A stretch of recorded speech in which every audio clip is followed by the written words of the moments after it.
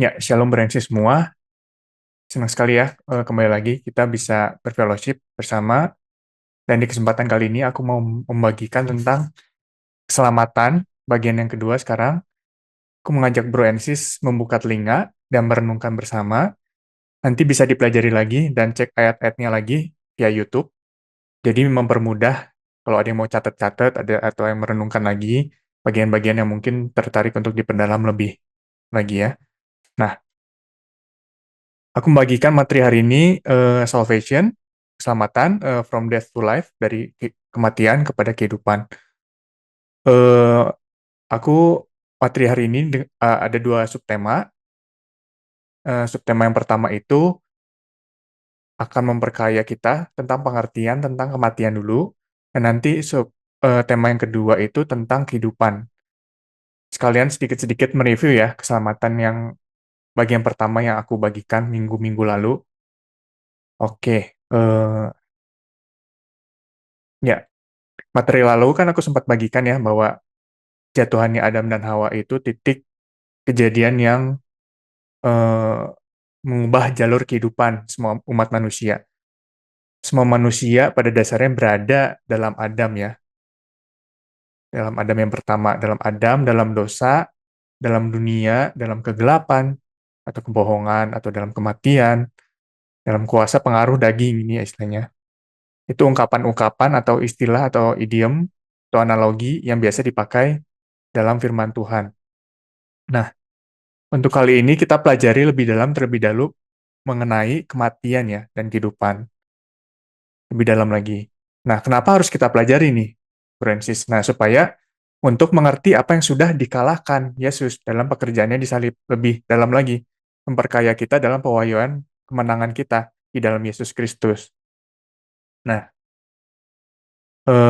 ini Kejadian 2:17 mengatakan, tetapi dari pohon pengetahuan yang baik dan yang jahat engkau tidak boleh memakannya. Karena pada hari engkau makannya, engkau pasti akan mati. Nah, kata mati di situ memakai kata thanatos apotnesko. Ini dalam bahasa Yunani-nya ya, itu adalah thanatos apotnesko, mati itu. Nah, mungkin Bro Ensis ada yang bertanya, loh kenapa pakai bahasa Yunani? Padahal kan kita perjanjian lama itu atau Old Testament itu dituliskan pakai bahasa Ibrani, bahasa aslinya itu. Nah, jadi Bro Ensis bisa menyelidiki, mempelajari, dan memperdalam ya kekayaan firman Tuhan dengan menggunakan juga ini Septuaginta, LXX. Nah, ini sedikit latar belakang ya. Septuaginta itu, LXX ini adalah kitab-kitab dan literasi Yahudi yang diterjemahkan ke dalam bahasa Yunani oleh 72 orang, lalu namanya menjadi LXX, itu yang artinya 70 dari numerical Romawi ya. LXX itu 70, dibulatkan dari 72. Nah, itu diterjemahkan pada abad ketiga hingga kedua sebelum Masehi, sebelum Yesus lahir ya, terutama di Alexandria untuk orang-orang Yahudi yang sudah mulai menyebar sehingga berkomunikasi lebih banyak menggunakan bahasa Yunani, bukan lagi bahasa Ibrani atau Aramaik, bahasa Aram. Nah, pada zaman Yesus dan para rasul, bahasa Yunani itu sudah menjadi bahasa internasional yang dominan karena pengaruh Alexander the Great ya. Banyak indikasi dan bukti-bukti pada zaman itu, Yesus dan para rasul itu menggunakan Septuaginta ini pada zamannya, sehingga menambah juga kredibilitas dan kita bisa percaya terhadap terjemahan yang ini. Nah, dalam penulisan kitab Perjanjian Baru oleh para rasul yang ditulis dalam bahasa Yunani, seringkali mengutip dari Septuaginta ini juga, bukan teks bahasa Ibraninya, bukan teks Ibrani Masoretnya, yang menunjukkan bahwa orang Kristen mula-mula saat itu, termasuk para rasul, mengenal dan menggunakan ajaran mereka menggunakan ini, Septuaginta ini. Nah, contohnya, di Paulus itu mengutip Hosea 13 ayat 14, itu versi yang Septuaginta dalam suratnya, bukan yang Masoret ya. Dan gitu 1 Korintus 15 ayat 55. Eh, 1 Korintus 15 ayat 55. Dalam Septuaginta dikatakan, "Hai maut, di manakah kemenanganmu? Hai maut, di manakah sengatmu?" Nah, Bro Ensis bisa explore atau gali lagi sendiri mengenai Septuaginta ini kalau tertarik ya. Karena waktu aku nggak terlalu banyak di Septuaginta ini. Nah, secara umum dalam firman Tuhan, kata mati atau kematian dalam bahasa Yunani yang dipakai itu ada 3 kosakata. Nah, kosakata ini berbeda untuk menggambarkan makna dari kematian itu. Jadi berbeda-beda ya, istilahnya menekankannya juga beda-beda. Tidak seperti bahasa Indonesia atau bahasa Inggris. Mati atau kematian atau die atau death itu ya umum gitu ya. Itu maknanya sama. Nah, 3 kata itu adalah ada thanatos, ada apotnesko, ada nekros. Ini yang umum. 3 kata yang umum dipakai firman Tuhan. Nah, kita dalamin sama-sama ya. Dalam bahasa Yunaninya itu, kejadian ini, 2 ayat 17 ini kan tadi thanatos apotnesko ya. Nah, jadi kalau dibaca kan rada lucu ya, kalau nggak ngerti artinya, nggak ngerti maknanya, jadi istilahnya matinya tuh 2 kali istilahnya. Udah thanatos apotnesko, udah mati, mati gitu sih ya. Double matinya gitu. Matinya 2 kali gitu. Nah, maka dari itu kita bahas satu-satu makna katanya. Nah, ini pertama, nekros. Nah, nekros ini udah lumayan sering aku bahas ya. Udah lumayan sering di materi-materi sebelumnya juga aku sebut ya. Tetapi ini aku ulang lagi ya, kalian membandingkan dengan kata kematian yang lain. Jadi, nekros ini memiliki makna kematian yang spesifik kepada pengertian makhluk hidup, bisa makhluk hidup ataupun benda mati, yang nggak ada tanda-tanda kehidupannya lagi. Namun sebelumnya pernah hidup, sebelumnya pernah ada hidup. Nah, contoh pemakaiannya itu kalau pada makhluk hidup itu mayat. Nah, orang atau hewan itu pernah hidup, tapi sudah nggak ada jiwanya lagi, udah nggak ada kehidupannya lagi. Tinggal tubuhnya, mayat itu ya. Nah, ini pakai nekros. Dan juga bisa dipakai pada kasus benda mati, seperti mobil, misalnya, yang habis bensinnya. Mobil itu nggak bisa hidup tanpa bensin ya. Bensinnya habis, udah nggak aktif lagi. Walau pada saat sebelum habis itu bensinnya bisa berjalan atau hidup mobilnya. Nah, biasanya kata ini dipakai dalam firman Tuhan, diterjemahkan sebagai kata mayat. Selain itu, di dalam firman Tuhan, kata ini dipakai juga bisa secara metafora, yang bermakna jiwa yang mati, atau kematian rohani. Tapi harus melihat konteksnya, konteks firmannya ya. Bisa juga ini kematian juga ya diterjemahkannya. Kita melihat tergantung konteksnya, firmannya. Contohnya di Efesus 2 ayat 1 yang biasa aku bagikan ya, dan kepenuhannya memenuhi kamu meskipun dahulu ya, dahulu kamu seperti mayat, mati, ini pakai nekros, mayat ini mati dalam dosa-dosa dan pelanggaran-pelanggaranmu. Nah, Paulus menggambarkan keadaan di mana manusia sebelum lahir baru adalah seperti mayat, nekros, seperti mayat berjalan ya, nggak ada tanda-tanda kehidupan, kayak zombie. Di satu sisi, Efesus 2 ayat 1 ini menggambarkan manusia nggak adanya kehidupan di luar Kristus ya. Ini menggambarkan manusia yang nggak ada kehidupan di luar Kristus, atau enggak, bahasanya, bahasa sederhananya mati secara rohani. Nah, yang kedua kita pelajari Thanatos. Thanatos. Ini, kalau Thanatos ini dalam bahasa Yunani memiliki makna kematian. Kematian itu sendiri atau keadaan mati atau maut. Nah, kalau dianalogikan, bisa kita bayangkan Thanatos ini kematian yang sebagai destinasi akhir, garis finish ya, atau titik akhir, atau keadaan finalnya dari kematian itu sendiri, titik finalnya dari kematian itu sendiri. Nah, dalam firman Tuhan, seringkali kata Thanatos ini untuk menggambarkan secara metafora keterpisahan yang sejati dengan Tuhan, keterpisahan yang selama-lamanya dengan Tuhan. Nah, keterpisahan selama-lamanya itu sebenarnya makna dan esensi dari alam maut itu sendiri, yang sering disebut neraka, gitu ya. Nah, yang yang berikutnya apotnesko. Apotnesko itu kematian yang lebih merujuk kepada proses sekaratnya. atau perjalanan menuju kematiannya. Jalannya istilahnya menuju kematian itu. Nah, contohnya itu seperti apa? Contohnya tuh kayak seorang tentara yang lagi berperang, mengalami luka tembak hingga mengalami pendarahan. Nah, bisa dikatakan dia mengalami apotnesko ini. Jadi di dalam firman kita bisa temukan kata sekarat itu memakai kata apotnesko ini. Dan juga selain itu, apotnesko itu juga bisa bermakna meninggal secara fisik.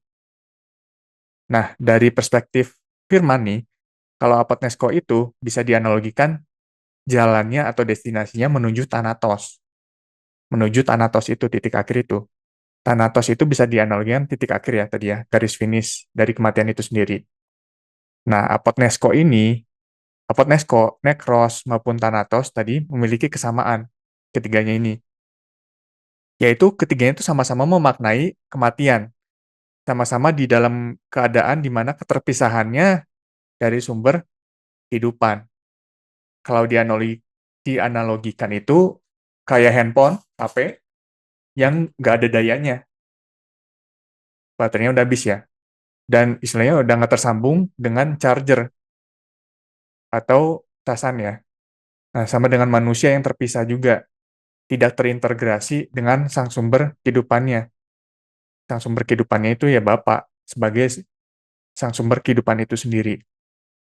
Nah, kenapa dia disebut Aba? Kenapa dia disebut Bapak? Sedikit ya. 1 Korintus 8 ayat 6 mengatakan, namun bagi kita hanya ada satu Allah saja, yaitu Bapa, yang daripadanya berasal segala sesuatu. Nah, jadi karena segala sesuatu berasal dari Dia, Bapa yang juga artinya adalah sumber. Dikatakan juga di situ di dalam Yakobus 1 ayat 17, ini yang terjemahan The Passion Translation. Setiap pemberian yang dikaruniakan Tuhan kepada kita adalah baik dan sempurna, mengalir dari Bapa segala terang, yang bersinar dari surga atau langit, tanpa bayangan atau kegelapan yang tersembunyi dan tidak pernah berubah. Nah, maka dari itu esensi dari kematian itu sendiri adalah tidak adanya kehidupan, tidak terkoneksi dengan sumber kehidupan, terpisah dari sang sumber kehidupan itu. Seperti gelap ya, seperti gelap. Kalau gelap itu kan nggak bisa berdiri sendiri ya. Salah satu definisi gelap itu adalah kurangnya terang. Salah satu definisi gelap adalah kurangnya terang. Tetapi kalau terang itu nggak bisa didefinisikan, nggak bisa dikatakan kurangnya gelap, nggak bisa. Nah, begitu terang itu ada, gelap itu menyingkir. Seperti kalau Francis nyalain lampu ya di kamar ya, seperti itu.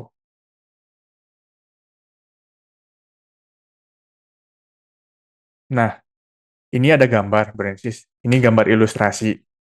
Hanya untuk mengilustrasikan aja ya. Bukan berarti neraka itu akan seperti yang digambar ini. Karena di dalam firman Tuhan tidak pernah menjelaskan secara rinci mengenai neraka itu. Firman-Nya hanya mengilustrasikan bahwa neraka itu gelap gulita, yang secara metafora itu bisa kita artikan tidak adanya terang sama sekali. Nah, terpisah dengan sang terang. Dan digambarkan juga sulfur dan api ya, di kitab Wahyu, yang secara metafora bisa kita artikan penghakiman Tuhan. Sama seperti yang nampak pada Sodom dan Gomora. Nah, esensi dari neraka itu adalah keterpisahan selama-lamanya dengan Bapa, sang sumber kehidupan atau sang surga itu sendiri. Analoginya sama seperti tanaman nih, tanaman yang tercabut dari tanah sebagai sumber hidupnya. Lama-kelamaan, tanaman itu akan melemah ya, terus-menerus melemah, layu, kering, lalu mati. Dan juga sama seperti ikan yang terpisah dari habitat hidupnya, yaitu air ya, menderita, meronta-ronta sepanjang waktunya, hingga pada satu titik mati. Nah, banyak orang salah mengerti dengan istilah neraka ini. Dikirain neraka itu berbicara sebuah tempat, padahal neraka itu adalah sebuah ungkapan yang menggambarkan keadaan di mana keterpisahannya dari sumber kehidupan itu. Jadi bukan place, bukan tempat, tapi sebuah keadaan atau state. Ini adalah gambaran keadaan orang berdosa. Seperti inilah kehidupannya. Di balik gerbang itu, yaitu keterpisahan kekal, digambarkan dengan kata thanatos secara metafora. Jadi, ini adalah keadaan orang berdosa. Nah, tadi ya, ini di balik gerbang ini, aku gambarkan atau aku metaforakan, ini di balik gerbang itu adalah keterpisahan kekal yang digambarkan dengan kata thanatos secara metafora. Thanatos. Nah, dalam kehidupan di bumi ini, manusia berdosa berjalan menuju Thanatos. Menuju Thanatos ini. Dalam perjalanannya manusia berdosa, itu dia mencium bau-bau kematian atau bayang-bayangan kematian. Karena tidak ada kasih, damai sejahtera, sukacita, dan lain-lainnya. Ini yang di dalam firman biasa disebut apotnesko. Jadi biasa dipakai apa? Katanya tuh apotnesko. Tapi kalau berbicara kematian yang kekal, metaforanya biasa menggunakan kata thanatos. Nggak pernah apotnesko begitu. Nah, yang di dalam firman ini biasa eh, yang jalan ini menuju thanatos itu disebut apotnesko. Jadi sekarat ya menuju kematian yang sejati untuk menuju eh, ke sana. Nah, untuk menuju si apa sulfur dan api tadi ya dan apa kegelapan yang sangat gelap yang digambarkan di kitab Wahyu ya. Nah, fun fact-nya nih, fun fact sedikit ya, Brancis ya. Sulfur, kalau kena api atau terbakar, itu mengeluarkan bau-bau yang nggak sedap, yang nggak enak. Jadi orang berdosa yang berjalan menuju Thanatos ini pasti menghidupi bau-bau kematian atau bayang-bayang kematian sepanjang perjalanannya. Naturalnya, alamiahnya. Nggak aneh jadi ya. Makanya Paulus gambarkan tadi di Efesus 2 ayat 1 ya, seperti mayat atau nekros di dalam Efesus 2 tadi. Tidak ada tanda-tanda kehidupan, penuh gertakan gigi, penuh atau amarah, atau dengki, atau iri hati, tangisan. Pokoknya menderita, menderita, menderita. Di bumi pun menderita, apotnesko, kalau dia nggak terima Tuhan Yesus pun, Thanatos mengalami selama-lamanya. Nah, makanya Tuhan Yesus mengatakan di dalam Yohanes 3, di situ ada ayat yang sangat populer ya, ayat 16-nya, karena begitu besar kasih Tuhan akan dunia ini, sehingga ia mengaruniakan anaknya yang tunggal. Nah, tapi yang kali ini aku mau garis bawahi atau soroti yang di ayat 18-nya. Yang terjemahan IMB, siapa yang percaya kepadanya tidak dihukum, tidak di bawah hukuman, tidak dihukum. Tetapi siapa yang tidak percaya, ia sudah, ia, ia telah, ia sedang dihukum karena ia tidak percaya kepada nama Putra Tunggal Elohim. Jadi bukan nanti ya, kalau sudah meninggal aja. Tetapi sekarang juga orang berdosa sudah dalam penghakiman, dalam penghukuman, atau under condemnation. Makanya wajar kalau penuh gertakan gigi, amarah, tangisan, penderitaan, kayak zombie ya. Hidup hidup tapi nggak betul-betul hidup kayak zombie. Nah, itu nekros ya. Nah, kembali lagi ya pada ilustrasi yang tadi. Kalau gerbangnya dalam gambar ilustrasi ini, tadi kan ini jalannya Potnesko, apa yang menjadi titik akhir dari kematian itu Thanatos. Nah, kalau gerbangnya itu dalam ilustrasi ini aku maknai dengan kematian secara harafiah atau fisik atau meninggal dunia. Pintu menuju Thanatos yang kekal. Pintu menuju keterpisahan yang kekal bagi orang yang masih tersesat, berjalan di jalannya sendiri, kalau kata Yesaya 53 ayat 6. Tetapi terus-menerus sampai akhir hidupnya, mereka mengeraskan hati, menolak sang kebenaran atau sang terang itu. Nah, mereka akan mengalami Thanatos itu. Nah, firman Tuhan memakai kata aponesko ini bukan hanya memaknai kematian dalam arti sekarat aja, tetapi juga tadi bisa memaknai kematian fisik juga. Makanya saya gambarkan apotnesko ini adalah jalan dan juga bisa digambarkan sebagai gerbangnya, gitu. Ada beberapa kata Thanatos di dalam firman Tuhan yang juga menggambarkan selain yang titik akhir, poin titik akhir dari kematian itu sendiri, ada firman juga yang memakai apotnesko untuk kematian fisik, yang membuat gerbang ini bisa disebut juga Thanatos, apotnesko atau Thanatos, tergantung konteksnya. Tetapi kalau udah berbicara apa yang ada di balik gerbang itu, yaitu kematian yang sejati, keterpisahan dengan Tuhan selama-lamanya, nah, firman memakai kata Thanatos untuk itu. Nah, jadi siapa yang berada dalam Thanatos, dalam jalan ini juga, dalam Thanatos ini, dalam pengaruh Thanatos, dalam pengaruh kematian itu, dia pasti menuju Thanatos dan berada di dalam kuasa Thanatos, mengalami apotnesko di bumi. Paulus menceritakan di Roma pasal 7 pengalaman dia sebelum mengalami perjumpaan dengan Yesus. Di ayat 19-nya dia berkata, sebab apa yang baik yang aku kendaki nggak aku lakukan. Tetapi apa yang jahat yang nggak aku kendaki, itulah yang aku lakukan. Nah, karena memang di bawah kuasa maut, pengaruhnya itu. Di bawah pengaruh, di bawah kuasa, Thanatos tadi. Jadi dalam membaca firman, kita bisa lebih lagi ngerti apa yang sedang disampaikan oleh firman tersebut. Nah, ayat Kejadian 2 ayat 17 tadi contohnya ya. Pada hari engkau memakannya, engkau pasti akan mati. Itu memakai dua kata kematian, yaitu tadi Thanatos dan apotnesko. Sehingga memiliki makna engkau pasti akan sekarat, mengalami seperti mayat ya, seperti nekros, dan menuju kematian yang sejati, menuju Thanatos.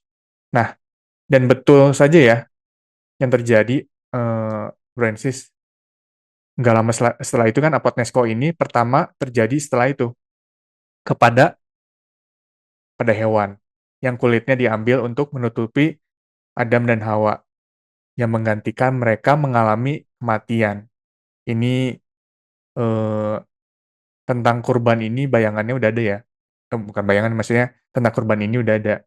Nah, ini adalah tipologi dan bayangan dari Kristus yang juga yang mati menggantikan kita. Apotnesko menggantikan kita.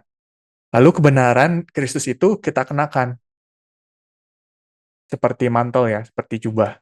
Itu tipologi dari itu.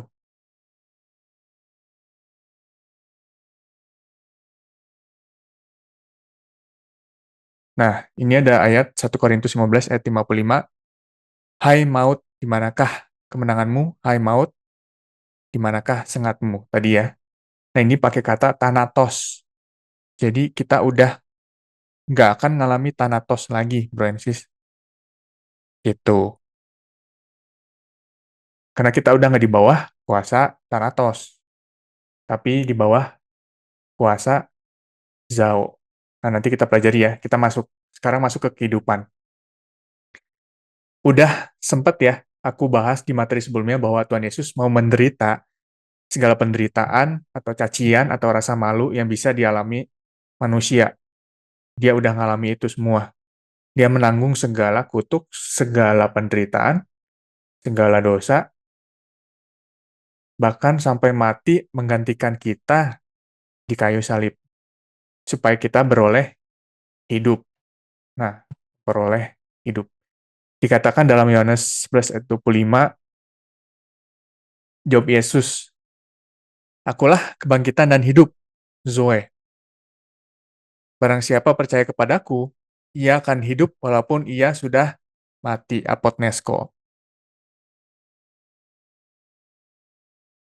Jadi hidup itu di sini pakai kata Zoe, yang tadi ya, mati secara fisik, sudah mati, apotnesko. Nah, di dalam Yohanes 5 ayat 24 ini terjemahan The Passion Translation, aku berbicara kepadamu tentang kebenaran abadi. Jika kamu mengindahkan pesanku, di situ pakai kata logos, sang firman, atau firman, dan percaya kepada dia yang telah mengutus aku, Bapa, Kamu tidak akan pernah menghadapi penghukuman.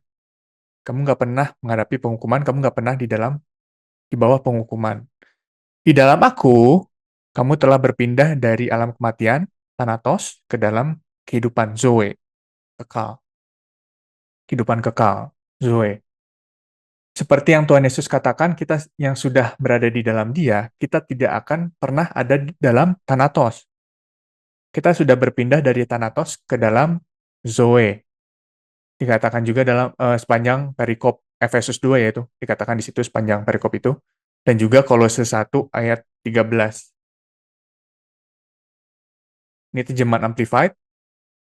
Karena Dia telah menyelamatkan kita dan menarik atau membawa kita, Dia menarik kita kepada dirinya sendiri, Dia membawa kita kepada dirinya sendiri dari kuasa kegelapan dan telah memindahkan kita ke dalam kerajaan anaknya yang terkasih. Sudah berpindah kita. Kita sudah dibawa pada dirinya sendiri. Jadi konsisten ya ini. Nah, kita bahas tentang kehidupan ya. Kosakata kehidupan yang dipakai di dalam firman. Yang pertama itu kita bahas tentang Zoe. Nah, kehidupan Zoe ini eh, kita perdalam dari ayat ini ya, Yohanes 14 ayat 6 deh. Kata Yesus kepadanya, Akulah jalan dan kebenaran dan hidup. Tidak ada seorang pun yang datang kepada Bapa kalau tidak melalui aku. Jadi Bapa adalah sang sumber kehidupan, sumber Zoe itu sendiri. Tidak ada yang bisa terkoneksi atau terhubung, nggak ada yang bisa terkoneksi atau terhubung dengan Bapa tanpa melalui Yesus. Nggak ada yang bisa punya hubungan atau diperdamaikan dengan Bapa tanpa Yesus. Jadi Yesus dianalogikan adalah jalan dan gerbang pintu ini. Bapa adalah kehidupan kekal di balik gerbang ini sebagai tujuan semua umat manusia, dan Roh Kudus atau Roh Kristus itu yang menuntun kita, menunjukkan kita kepada Yesus dan Bapa. Roh Kudus yang menyingkapkan Dia. Nah, kita sudah di dalam Sang Zoe ini, dan Sang Zoe sudah di dalam kita. Kalau dianalogikan tuh seperti HP yang udah terhubung dengan charger. Mau 10, 20, 30, 100, 50, 100, ya udah terhubung. Seperti ikan yang tadinya terpisah dengan air, sekarang sudah ada di dalam air ya. Atau enggak seperti tanaman yang tertanam pada tanahnya, bisa hidup. Nah, dalam bahasa Yunani, kata kematian itu, jadi kan udah dipelajari ya, 3 yang secara umum digunakan. Nah, ini kalau kehidupan juga ada 3 yang secara umum digunakan dalam firman Tuhan. Yang pertama tadi kan Zoe ya, lalu ada bios dan psyche. Ada bios dan psyche. Nah, mengenai bios, yang kedua kita pelajari bios, ini kita lihat dari Lukas 8 ayat 14 ya. Yang jatuh ke semak duri adalah mereka yang telah mendengarkan dan ketika bertumbuh, mereka diimpit oleh kekhawatiran dan kekayaan serta kenikmatan hidup. Di situ bios hidupnya, sehingga mereka tidak menghasilkan buah yang matang. Nah, ini Lukas 8 ayat 14 ini ayat 14, sorry, sedang menjelaskan jenis tanah yang ketiga dari perumpamaan penabur yang sempat aku bahas ya di materi yang lalu. Itu menggunakan bios karena emang kehidupan yang bios itu digunakan untuk kehidupan yang sehari-hari. Kehidupan yang sehari-hari untuk yang eh, sepanjang hari kita alami atau enggak istilah bisa juga bios itu digunakan untuk kekayaan gitu begitu. Nah, kata sike ini kalau yang ketiga sike ini selain bisa diterjemahkan dengan kehidupan, kata ini juga biasa diterjemahkan sebagai jiwa. Ada 50 kalian kehidupan sama jiwa sama-sama banyak tuh terjemahannya diterjemahkan sebagai kehidupan dan jiwa atau jiwa. Jadi bisa diterjemahkan juga sebagai kata kehidupan atau jiwa atau enggak keberadaan. Nah, jadi punya banyak makna ya kata Sike ini, kehidupan atau jiwa atau keberadaan. Nah, di Matius 16 ayat 25, ini terjemahan NIV, karena barang siapa mau menyelamatkan hidupnya, Sike, ia akan kehilangannya. Tetapi barang siapa kehilangan hidupnya, Sike, karena aku, ia akan memperolehnya. Nah, kata hidup di sini, kata aslinya adalah Sike. Nah, di ayat yang lainnya, Sike itu bisa diterjemahkan jiwa. Di sini kan hidup ya. Nah, di ayat yang lainnya bisa diterjemahkan sebagai Sike. Seperti misalnya di Matius 11 ayat 28 sampai 30. Nah, aku bacakan, datanglah kepadaku kamu semua yang lelah dan berbeban berat, dan aku akan memberi perhentian kepadamu. Pikulah kuku atasmu dan belajarlah dariku, sebab aku lemah lembut dan rendah hati, dan kamu akan mendapatkan kelegaan bagi jiwamu, Sike di situ, karena kuku itu nyaman dan bebanku itu ringan. Nah, tadi ya, kata Sike ini selain bisa diterjemahkan dengan kehidupan, kata ini juga bisa diterjemahkan sebagai jiwa atau keberadaan. Jadi punya beberapa makna kata Sike ini.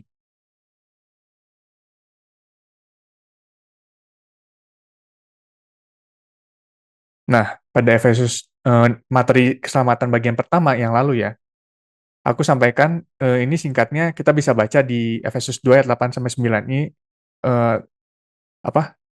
Ringkasan dari materi keselamatan bagian satu ini semua di Efesus 2 ayat 8 sampai 9 ini. Jadi kita baca sebentar ya. Karena anugerah kamu telah diselamatkan oleh iman, itu bukan karena usahamu, tetapi pemberian Elohim. Itu bukan karena perbuatan-perbuatan, itu bukan karena perbuatan-perbuatan kita, sehingga tidak seorang pun dapat memegahkan diri. Materi lalu aku lebih menjelaskan bagaimana kita mendapatkan kehidupan kekal atau keselamatan yang kekal. Jadi hanya karena anugerah sajalah melalui iman, kita mendapatkan Zoe ini. Kita berada di dalam Zoe ini. Keselamatan kekal atau kehidupan Zoe yang kekal adalah terhubungnya kita dengan sang sumber kehidupan Zoe tadi. Kita sudah diperdamaikan oleh darah Yesus. Kita yang sudah berada di dalam sang Zoe, kita pasti kekal Zoe. Jadi keselamatan atau kehidupan kekal itu adalah kepastian. Yang memastikan itu adalah Yesus sendiri. Dan Roh Kristus atau Roh Kuduslah materainya, jaminan kita, Brancis. Kita kan juga sehari-hari melihat ya dan menyaksikan sendiri bagaimana Roh Kudus bekerja di dalam kita dan melalui kita.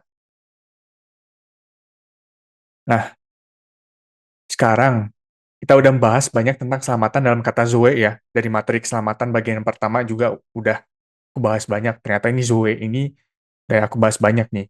Nah, tapi sekarang pertanyaannya nih, bagaimana dengan kehidupan psike dan bios kita? Kalau tadi Zoe itu kita peroleh secara instan dan sifatnya itu kekal saat lahir baru, percaya Tuhan Yesus, itulah instan.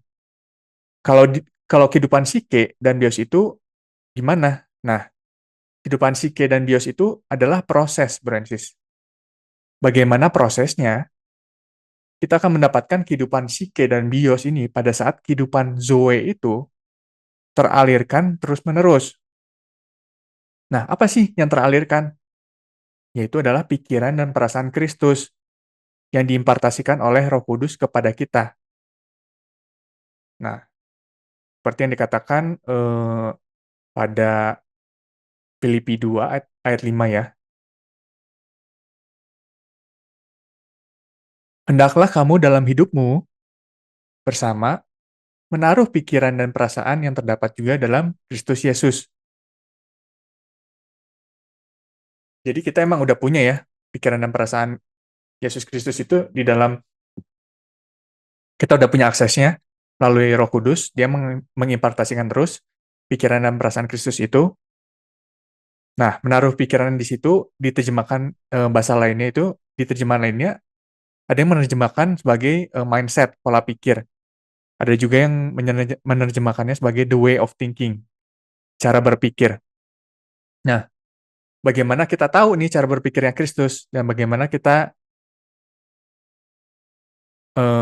mengerti perasaan Kristus itu tadi ya, yang udah kita punya aksesnya juga. Nah, yaitu kita bersekutu dengannya. Dengan kita bersekutu dengannya, karena hubungan kita udah diperdamaikan, udah ada hubungan itu, hubungannya sudah tidak lagi terputus, kita sekarang bisa bersekutu dengannya, agar supaya kita mengenal dia lebih dalam lagi. Nah, bersekutu dengan dia tuh gimana caranya? Ya baca firman dan renungkan. Saat kita merenungkan firman, dimanapun, mau sambil ngerjakan apapun juga, saat itulah kita memikirkan perkara yang di atas. Kita sedang mengarahkan mata kita kepadanya. Kita sedang memasuki tempat peristirahatan kita, tempat pelindungan kita, tempat kenyamanan kita. Dan kita bisa mengalami metanoia. Metanoia itu apa? Perubahan pola pikir. Seperti yang dikatakan pada Roma 12 ayat 2. Ini terjemahan IMB. Ini terjemahan Indonesian Modern Bible-nya ya. Janganlah menjadi serupa dengan orang-orang di dunia ini, tetapi biarlah kamu diubahkan oleh pembaruan pikiranmu, agar kamu dapat mengenal kehendak Elohim yang baik, yang berkenan, dan yang sempurna. Atau yang terjemahan The Passion Translation-nya ya, bagus ini. Bagus nih, Francis. Berhentilah meniru impian dan pendapat-pendapat budaya di sekitarmu. Tetapi biarlah kamu diubahkan dari dalam. Jadi diubahkan dari dalam oleh Roh Kudus. Jadi kalau diubahkan itu dari dalam. Melalui reformasi total cara berpikirmu.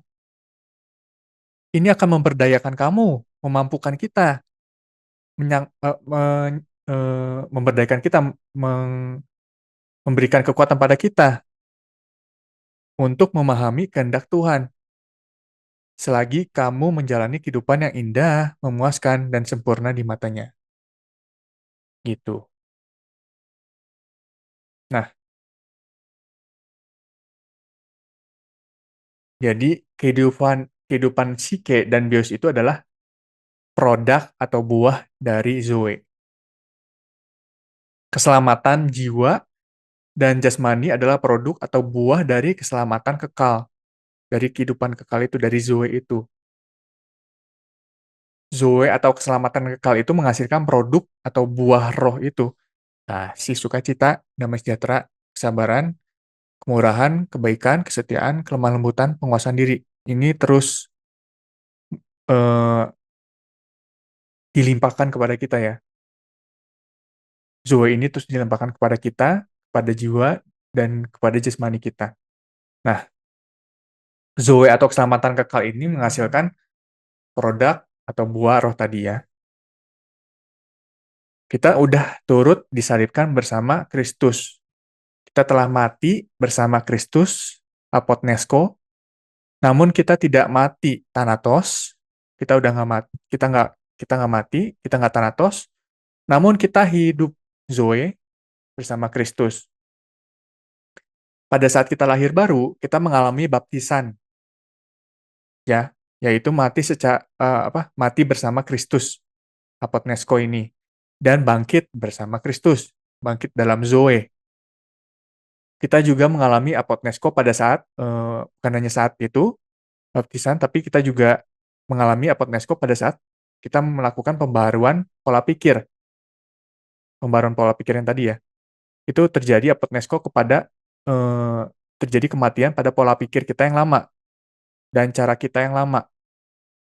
Di saat yang sama mengalami impartasi kekayaan oleh Roh Kudus. Hikmat pengertian, pengetahuan. Nah, sehingga psike dan bios ini termanifestasikan. Nah, makanya kita berproses dan bertumbuh itu, ini penting, Bro Ensis. Makanya kita berproses itu dan bertumbuh itu dari posisi sudah menang, dari posisi kemenangan, sudah memperoleh keselamatan kekal, Zao yang kekal itu. Jadi kita sudah berada di dalam Zoe ini, bukan mau achieve, bukan mau istilahnya menggapai Zoe ini, bukan. Jadi kita perlu mengubah pola pikir kita. Kalau belum ngerti, kita bisa renungkan, karena pola pikir itu menentukan kehidupan kita, itu pasti, Francis. Dan Ini penting banget untuk kita bisa ngerti, Francis. Nah, ini doanya Yohanes ya. Pada 3 Yohanes 1 ayat 2, dia mengatakan, "Saudaraku yang terkasih, lebih dari segala hal aku berdoa agar engkau makmur dan sehat, sama seperti jiwamu pun makmur." Gitu ya. Nah, memang jika kita terus bersekutu dengan Tuhan, Zoe itu teralirkan ke jiwa kita. Maka jiwa kita itu pun makmur. Lalu setelah kalau jiwa itu makmur, jiwa kita makmur nih, dampaknya pasti adalah bios kita makmur. Kehidupan jasmania kita pun makmur, gitu ya, Francis ya. Makanya Yesus selain disebut sang kehidupan sejati, Yesus juga disebut juga roti dan air kehidupan. Yang pada dasarnya sama seperti tubuh kita, tubuh jasmani kita butuh makan setiap harinya, jiwa kita juga menginginkan craving gitu ya, menginginkan roti dan air kehidupan itu.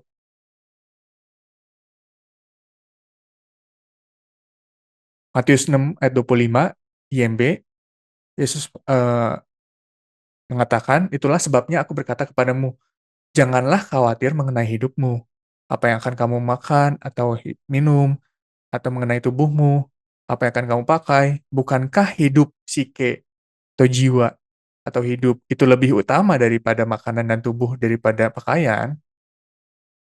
Di sini Yesus juga menyatakan bahwa psike dan bios itu sama-sama penting ya.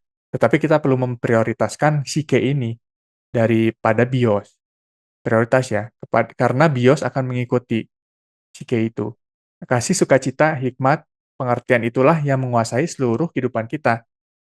Dari dalam keluar, kita bisa makmur segalanya itu, dan ada hikmatnya, ada sukacitanya, ada kasihnya, ada pengertiannya. Begitu ya, Brancis ya. Dan dia terus bersama kita, Immanuel. Itulah comfort kita, gitu ya. Nyamanan kita, peristirahatan kita, gitu ya. Nah, inilah yang terimpartasi pada kita dari dalam keluar, bahkan sampai tercurah kepada sekitar kita. Kita jadi pancaran kehidupan bagi orang sekitar kita juga, gitu ya.